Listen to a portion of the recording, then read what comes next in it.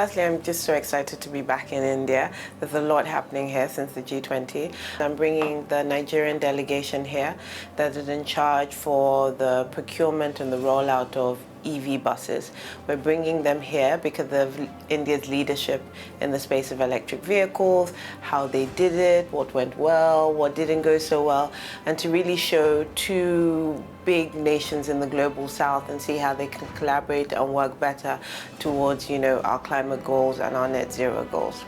There's a lot of manufacturing capabilities in India. How you can transfer that to the rest of the global south will be key. We're working with many countries on what their energy transition plan looks like, what does their integrated energy planning look like, because as you know, a lot of people still do not have access to electricity, and if they're done in a clean, efficient way, it does help with our climate issues, not just for electrification for our households and residents, but electrification for productive uses. All these things help with our joint challenge of climate change, but also helps in terms of making sure people have a dignified life, make sure there's job creation, and make sure we create green jobs, and which is the fastest way to also having gender parity.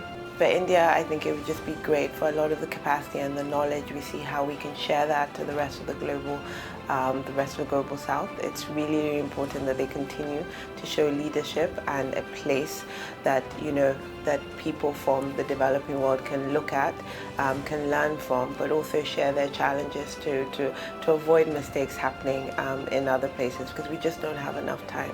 If we do not achieve our energy access targets by 2030, we will not be able to achieve our net zero plans by 2050. So it's really important that we all come together and we collaborate.